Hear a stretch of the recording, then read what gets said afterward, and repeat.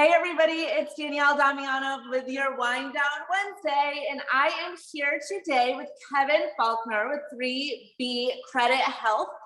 And we're going to talk a little bit about credit and things that you can do to increase your credit. But first, Kevin, thank you so much for being here. I really appreciate it. Thank you for having me. I'm a fan of your show. Thank you. Yeah, I like to give information to people that certain questions that I get all the time.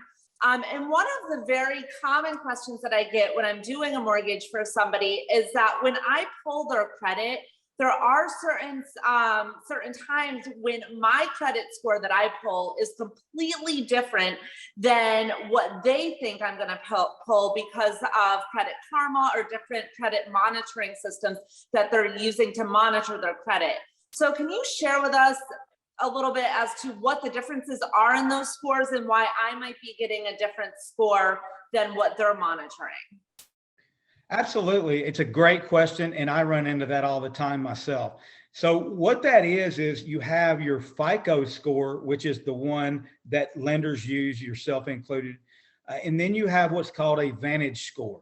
Now, Vantage score is a totally different scoring system that the credit bureaus themselves, Equifax, Experian, and TransUnion, came up with back in 2006. FICO goes all the way back to 1956. So you really have two different companies there, or two different scoring systems there.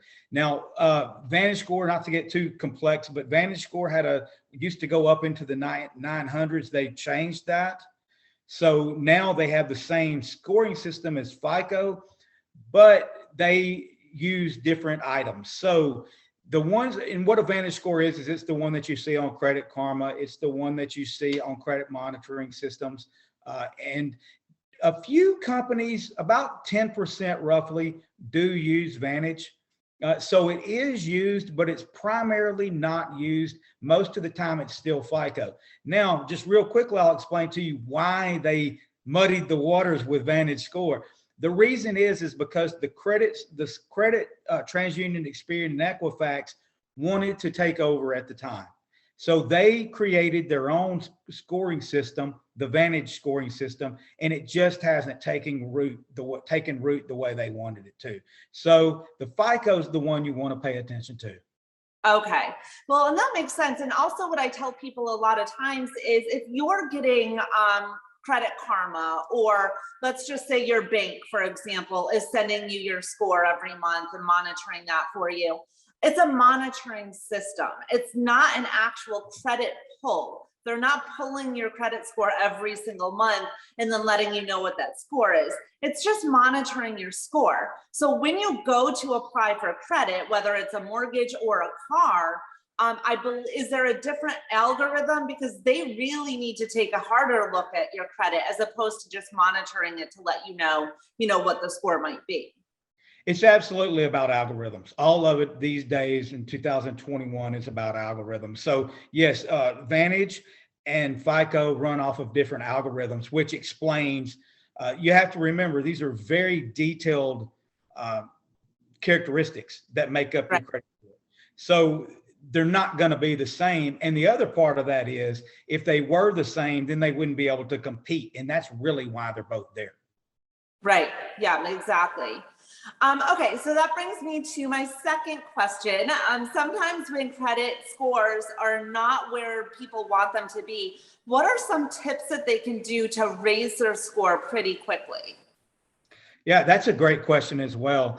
The very first thing I go to with my clients is I look at their utilization rate on their credit cards, because what people don't understand is that makes up 34% of your credit score. That's a huge number when we're talking credit score. So you can get some low-hanging fruit and a very good rise really quick on your credit score just by handling your credit cards right. And let me share with you what I mean by that. When I say handle your credit cards right, what a lot of people don't know is they think that if you've got a credit card with a $10,000 limit on it and you've got $10,000 on the card, but you're paying it every month, that they're actually helping their score. That's not how the algorithms work. How that works is you're actually penalized because you're more of a threat in the lender's eyes if you've got that maxed out. What they're looking for is discipline.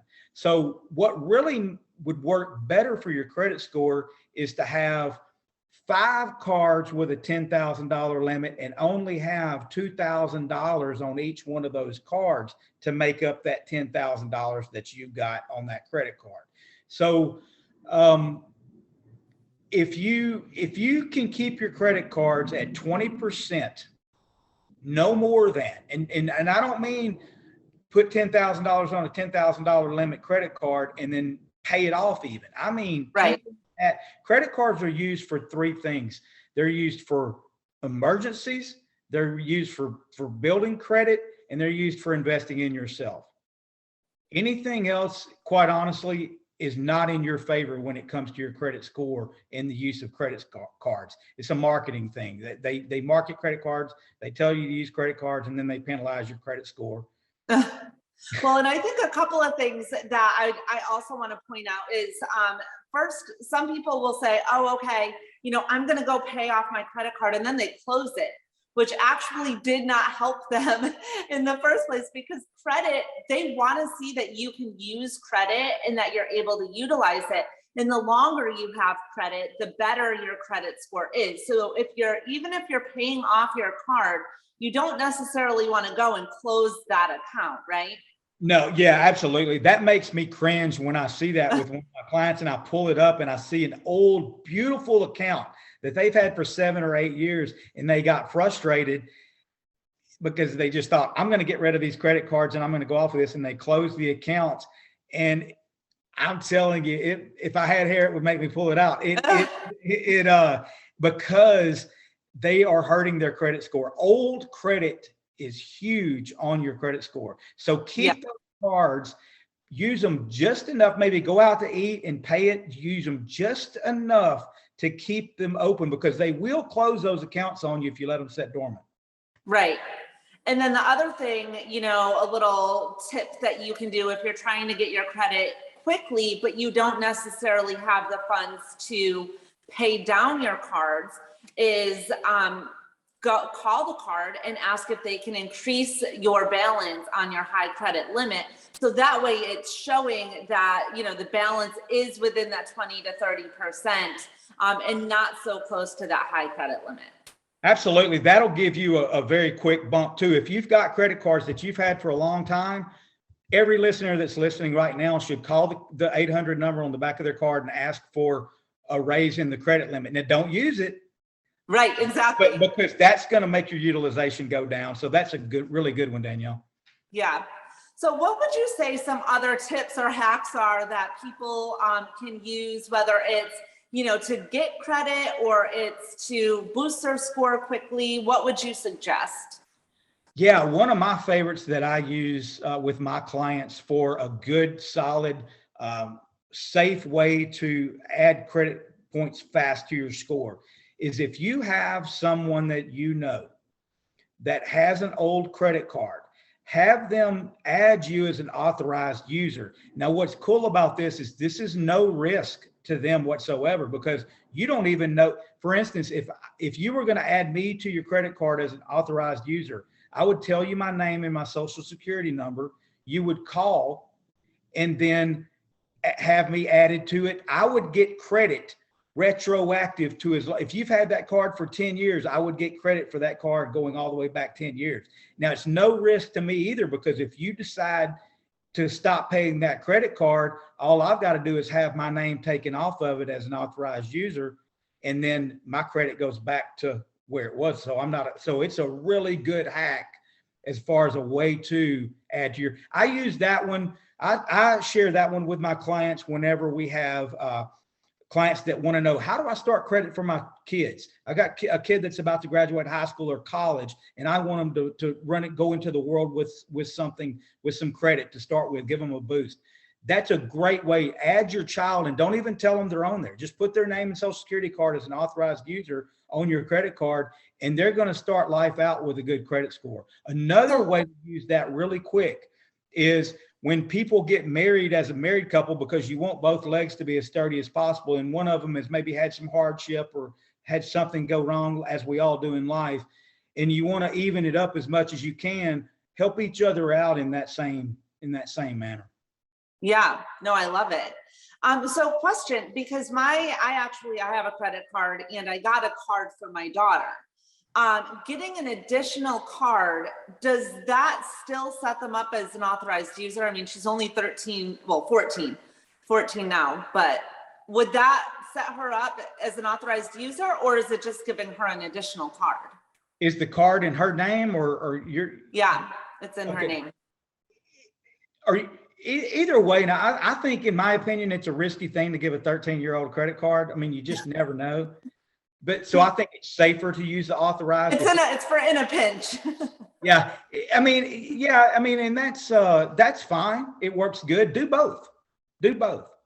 If you've got a child that and I completely understand that if you want to make sure your child has money and is not caught somewhere without any money. Right. Yeah. Add them as an authorized user and do that. Then they have credit whenever they graduate high school. Right. Okay, excellent. So a few tips. Number one, get added as an authorized user. Number two, you want to make sure that your balances are within 20% of the high credit limit. If you're not able to pay them down, you can always call the creditor and ask them to increase the balance, but not add any more, debt onto that balance. So that way your utilization is low. And then just keep in mind, Credit Karma is not your actual credit score when you are going to apply for a mortgage. It's a different algorithm that we pull. And, just because you're getting all of those emails with your credit score every month doesn't necessarily mean that's what your score is. Is there any other tips you want to give real quick? Well, on the card, with the utilization, do both. Call and ask for the extended credit line, and then also pay it and keep it at 20%. So you want to do both of those. Okay. And then don't close your cards. I mean, and don't close your cards, for sure. Yeah, the longer you have credit for and show that you're able to make on-time payments, the better it is. So, well, if anybody needs any credit repair or wants, an initial consultation, the website is 3bcredithealth.com. And you can definitely know, is there a link for them to request an initial consultation on there, or how can they reach you? They can reach me at Kevin Faulkner at mail, not Gmail, just mail.com. Perfect. So Kevin Faulkner, his information will be in this email or in this video, and it's 3bcredithealth.com. Those are your credit tips on Wind Down Wednesday. Thank you so much for being on here, and hopefully everyone's going to get out there and raise their credit scores. Thank you so much. Bye.